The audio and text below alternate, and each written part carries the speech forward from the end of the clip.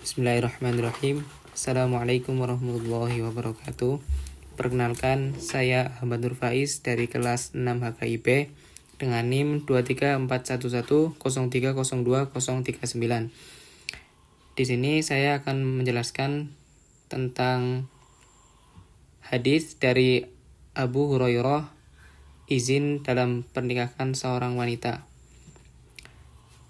Imam Al-Bukhari rahimahullah telah membuat bab tersendiri dalam kitab sahihnya, bab la yunkihu al-abu wa ghairuhu al-bikr wa thayyib illa biridaha, yaitu bab seorang bapak dan lainnya tidak boleh menikahkan anak-anak gadisnya atau anaknya yang janda kecuali dengan keridoannya.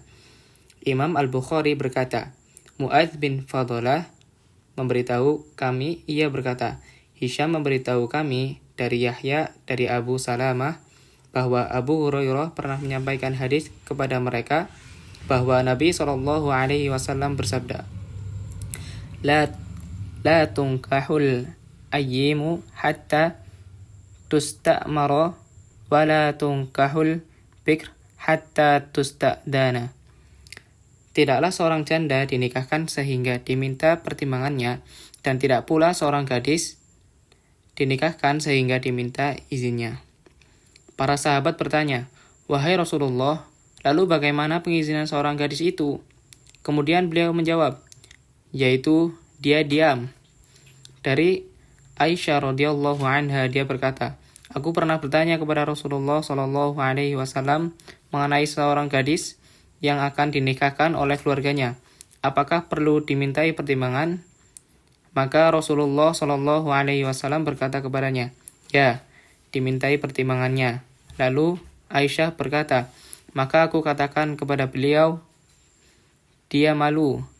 Rasulullah SAW pun berkata, demikianlah pengizinannya jika ia diam. Hadis riwayat Al-Bukhari dan Muslim. Kemudian dari Ibnu Abbas bahwa Nabi SAW bersabda, As-sayyibu ahakku binafsiha min waliyiha wal bikr tusta'maru wa idnuha sukutuha. Seorang janda lebih berhak atas dirinya sendiri daripada walinya, sedangkan seorang gadis dimintai izin dan pengizinannya adalah sikap diamnya. Hadis riwayat Muslim. Dari Aisyah radhiyallahu anha dari Nabi SAW bersabda, mintalah izin kepada wanita dalam pernikahannya. Dikatakan kepada beliau, sesungguhnya seorang gadis akan merasa malu dan diam. Beliau bersabda, itulah izinnya. Hadis riwayat An-Nasa'i dengan sanad yang sahih.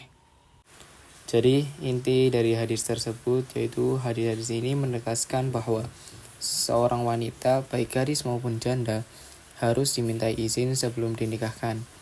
Janda lebih berhak atas dirinya sendiri, sementara gadis juga harus setuju, meskipun tanda setujunya bisa dengan diam karena rasa malu.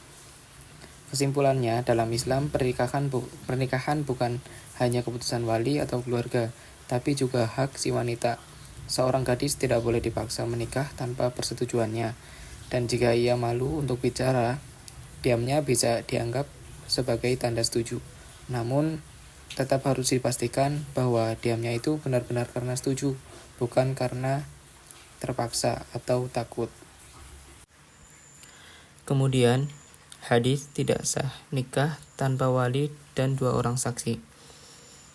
An Aisyah qalat qala Rasulullah sallallahu alaihi wasallam la nikaha illa biwaliyyi wa syahidai adlin fa in tashajaju fasultan waliyu man la waliyu lahu.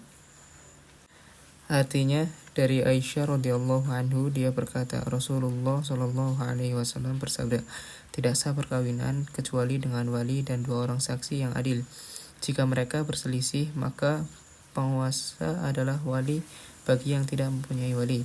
Hadis riwayat Al-Daruqutni. Hadis ini menjadi dasar dalam hukum fikih bahwa pernikahan harus disertai wali dan saksi agar sah menurut syariat Islam. Hadis ini menjelaskan syarat sahnya akad nikah dalam Islam. Pada masa jahiliyah, pernikahan sering dilakukan menetapkan bahwa tanpa wali atau saksi. Rasulullah SAW bersabda, pernikahan harus memiliki wali dan 2 orang saksi agar sah. Jika seorang wanita tidak memiliki wali, maka penguasa atau hakim yang berhak menjadi walinya.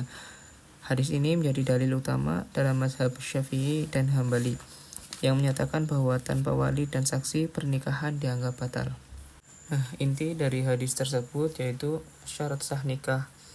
Yang pertama, pernikahan harus ada wali dan 2 orang saksi yang adil. Tanpa wali dan saksi, akad nikah dianggap tidak sah menurut syariat. Peran wali dalam pernikahan. Wali bertugas menjaga hak dan kehormatan wanita dalam pernikahan. Jika tidak ada wali, maka penguasa atau hakim yang berhak menjadi walinya.